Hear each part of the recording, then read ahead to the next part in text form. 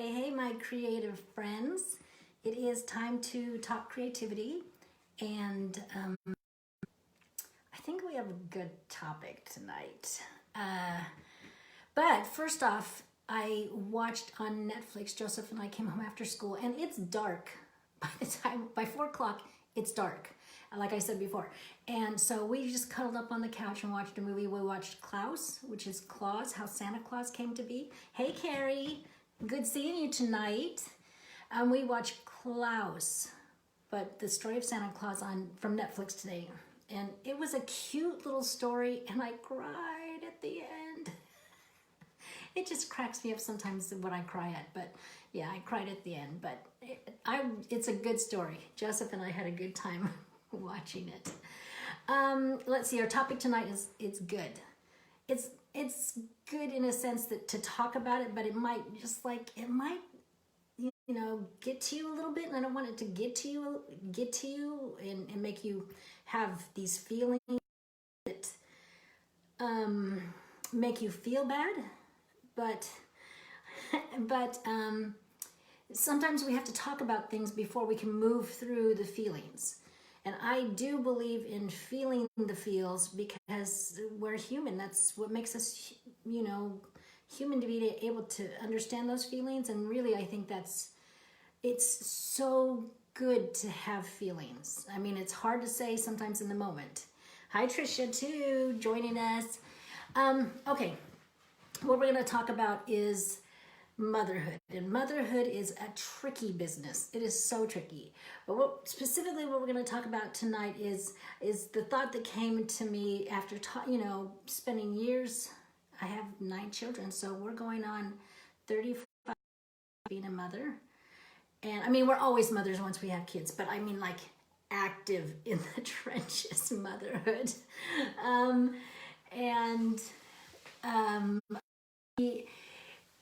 Sometimes what I hear a lot is that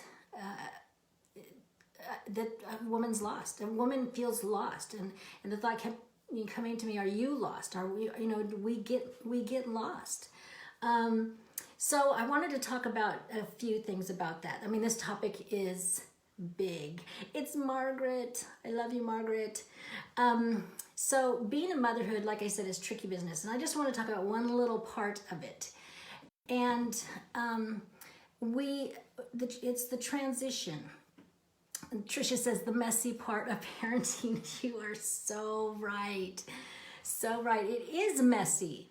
I don't know. We go in sometimes when we're pregnant and we're all aglow. And in fact, I have a daughter who's pregnant right now. And we're all aglow, and we don't know what we're coming up against. I mean, we can hear it. We can stuff, but a lot of times it just goes right over our heads until we're in the thick of it. But what happens, I think, when we become pregnant, what happens is our bodies change, totally change. Our hormones are like whacked out. You start stressing over, am I going to be a good mom? Or, are we going to be able to provide? And you start these things, worrying about these things, and a whole host of things just when you're pregnant. That's just like the pregnancy part. We don't even get into the other stuff. But once you have kids, you start to, a lot of women feel like, maybe you did, but a lot of women start to feel like they lose who they are. And I mean, we don't have our previous identity anymore. We're not who we were. So of course we are losing that identity. So you're not crazy, you are losing an identity. And then all of a sudden your world revolves around the family, and decision is made like a group decision, and then you're sleep deprived, and that's a whole thing in and of itself. And then you have no alone time. You don't have the independence. Since I'm singing Margaret's name, I know when she was younger, in her young adult days, she would get on a motorcycle and ride. And that is totally independence, where you can just go and do whatever you want to do. And then we're not feeding ourselves. We become a caregiver who has no caregiver. And that's a tricky thing, to come to that realization that nobody's going to take care of me. I mean, if you're lucky, you have a parent come, or, you know, you have some family around, but after a point, you know, it becomes just you and your family. And then there's just some suffering that comes with that whole transition and that whole newness of everything, because we don't know what we're doing. We don't, we may have had examples, we may have had some good examples, some experience, but every situation's different. And if you have any problems with your kids, I mean, I had a little brother. My mom, I did have, my mom had a little baby when I was 14, and he slept in my room.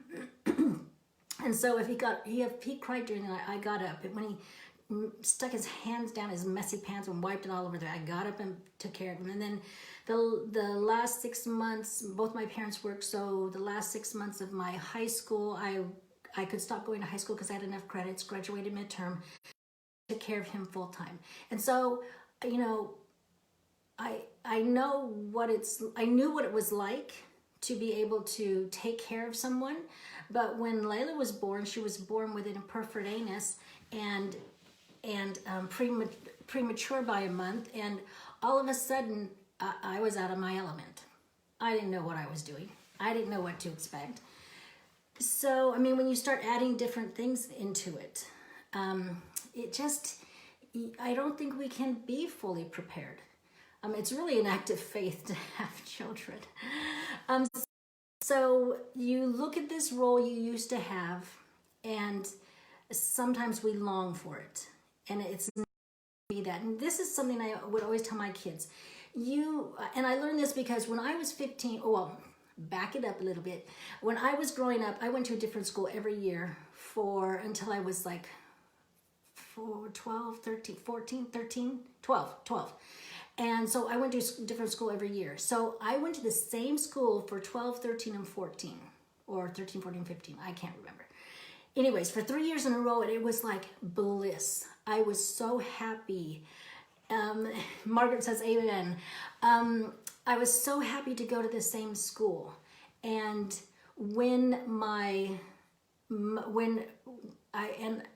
and Carrie says, and then there's postpartum depression. Oh yeah. You know, yes, that is a thing too. And you know what? Now I forgot why I was going to tell that story. Okay, so skip the story. We can do that. There are no rules here. So anyways, okay, we have a new role that we're going to. And so it's no longer the old one, but, this is what I was telling you. You don't know what's coming. So that's why I was telling the story, is because when I moved when we were 15, my mom and dad said we were moving, and I was devastated because it was like I finally had friends, long-term friends, and I was going to a high school where I would have more friends because people I knew from church went to this. So I was so devastated when we moved. And what the interesting thing was that I learned, not at that moment, it took many years later, was that we mourn what we've lost because we know what we've lost. I tell my kids this all the time when they're in a transition. You know what you're losing, and it hurts. And so the loss of yourself from previously, it's sadness. There's real mourning going on, and we don't recognize that. But we don't often recognize what we're stepping into. We don't know that path yet. We don't know what it is. We don't know what blessings it brings, what excitement it brings, what kind of changes it will bring. So we can only be stuck mourning the past instead of going, I wonder what's ahead. And I learned that because when we moved when I was 15, it was a few months later that I met Alan and started our romance journey and eventually married. And I just think now I was mourning what I had left, not knowing he was stepping into my future just a few months later. And I'm just like, that's so amazing. And if we can switch our perspective a little bit, that in and of itself will help. But then also recognizing some of the things like postpartum depression, recognizing some of these other things. So for instance, your relationship with your romantic partner goes down. It goes down unless you determine that it won't be. I mean, it's just a natural decline after the birth, and then after more children, there's a natural decline that happens. And I remember recognizing that in other couples when I was growing up. And so I determined that I would put Alan first. And all my kids know Alan comes first. And even Joseph knows Alan comes first, a little bit to his, chagrin there. And that has helped, one of the things that has helped keep us strong. Another thing that I wasn't fully aware of is that, reading about this, is that after you have a baby, your self-esteem goes down for 3 years. Period. And I'm just like, what does that say when you have multiple kids? I know you're doing the math. 3 times 2, 3 times 5, 3 times 6. So, I mean, recognizing I know most, some of you have already had kids, but there's women who you talk to who are in the thick of it, who, your daughters, your sons having wives. There's people you can talk to to share thoughts and like give them a lifeline. So 3 years, I mean, that just kind of floored me. I didn't realize, like, 3 years, your self-esteem declines. Now, it's not like these things have to happen to us and we have no choice. We're just like, I'm just a victim here. We're not victims. There are certain things that happen to us hormonally and things like that, but recognizing it means we can not necessarily change it, but address it. And I think sometimes we forget that we can address things. We can be proactive. We can decide things. So here's a quote that I just found. It was, sometimes you need to lose who you were to find who you are. And I liked that because one of the things, I was making a list of things that you can gain when you're a mother that I hadn't thought about before, but you can gain like selflessness and caring, pure love, a love that is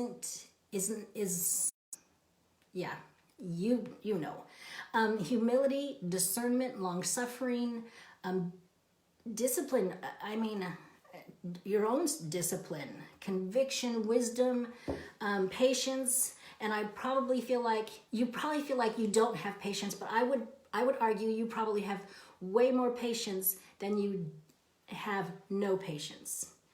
I've seen it. People think, I'm so impatient. I'm like, man, dang, you just you were patient on all stuff, and you just want to focus on the moment that you weren't.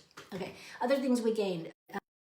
We learned to be vigilant and sharpened intuition and gratitude. I mean, the list can go on of things that we will gain from being a mother.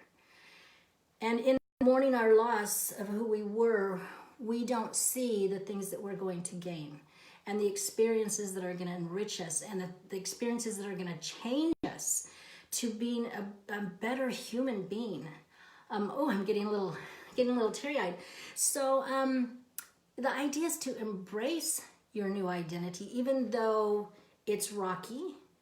But one thing, and we're talking about losing your identity. This can happen when all your kids leave. It can happen, there's just transitions through your life when you become a grandmother and you realize, oh, I'm old. And so, I'm talking about specifically this with some specific statistics and research for this. These things that you can do can help regardless of what stage you are in. So one of the things that I think is the most important is that you keep yourself okay. And that cannot be underestimated, that you keep yourself okay. You don't wait for an emergency to happen where you are so depleted that you are strung out and you can't cope anymore. Because really, if you thought you didn't have time before, just wait till that happens and you see how much less time you have to deal with it and how much harder it is to deal with it.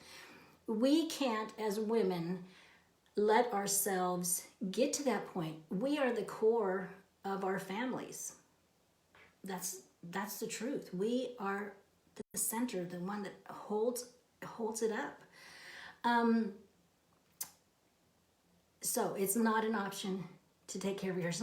It's not if I'm going to take care of it, if I'm going to find time. It's how am I going to find time? How am I going to feed myself? Another tip is you're not a bad person. You're a person. You're not a bad person. You have good moments and you have bad moments. You really shine sometimes, and then you really stink at something sometimes. That's what it means to be human. And if you think you're going to be the one that shines all the time, have a reality check, because that's not anybody I know. That's none of us. But Tricia made the glue of the family. Yes, that's a good little visual there. So you're not a bad person, but you do have to figure out what you need to do. We're given weaknesses for a reason. We grow through weaknesses. It's not our fun times, our really happy, great experiences that we usually have the most growth, the most self-growth.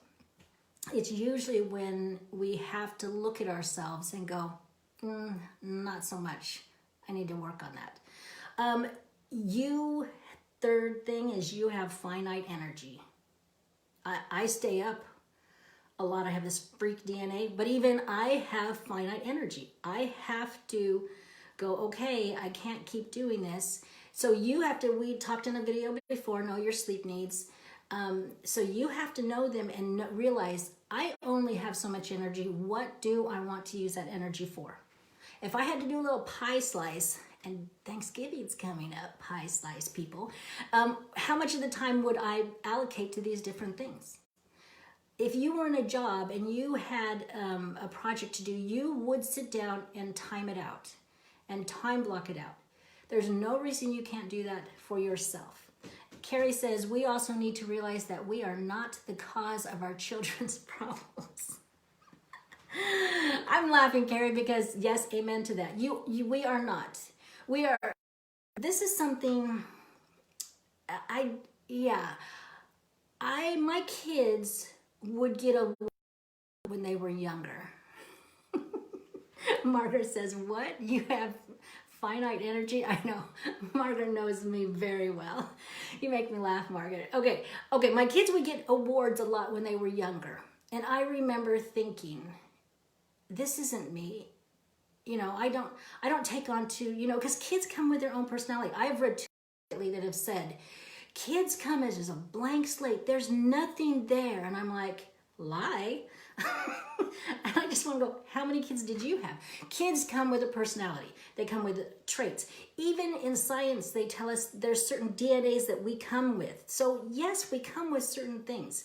So when my kids would get awards, I would go, part of that's me, part of that's them. I can't take the full credit for that. And going to Carrie's comment there, kids come with their own issues. I can take some of it, but they have to take some of it too. So if you, and I didn't really realize that before, but I started with the sense that I couldn't take care of that. I mean, some of my kids were just driven, and they're just creative, and they're just super great, and they just did these things. And I thought, I kind of direct them in the right way, but I can't take all the credit, which was a good way to look at it, because when there were problems, then it was like, these aren't all my doing. I won't do that to myself. I wouldn't do it to anybody else. Look at them and say, man, you're the cause of all this. None of us can really take on that responsibility, I don't think. I mean, maybe you have a different opinion about that, but so yes. And Margaret, you make me laugh. And I think the next tip is, I think we intuit what we need, but sometimes it's a little bit, kind of like you have to figure it out. But I think we can, and if we can't, certainly talk to people. And if you need to talk to somebody who concentrates on just you, like a therapist, then go talk to somebody who will concentrate on just you. I totally get that. But what it all leads to, I think, one of the best ways, I think you have to take these things into it, and I'm going to say what I'm going to say, creativity, because that is, the research is across the board how much creativity can do for you. And I'm not saying what kind of creativity, because they've done studies on all kinds: writing, acting, music, painting, crafting, all the arts. And isn't that nice that kind of we have a world with all that variety, so that we can pick something we love? So that's, to me, 35 years of actively being a mom. It's like I totally see all my life how creativity helped me to stay and find a new me. And if you are feeling lost in your new role, or you know other people who are feeling lost in their new role, I think number one is you have to have a relationship with God. That's just, to me, that's who I am, and that to me is what's ultimately saved me.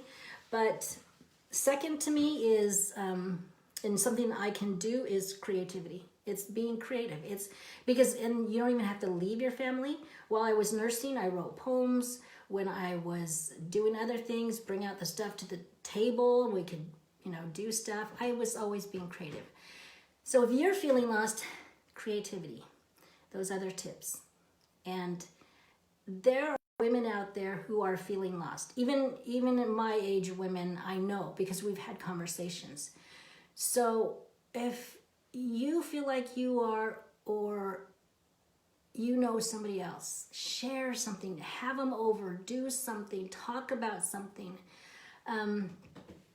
and write down your other thoughts about things that you think can happen in order to help us in our transitions, help us not feeling lost, and making more headspace and heart space for us to be able to be creative. So that is the tip for today. And remember, you have a creative heartbeat, so listen for it. And I will be back. Bye.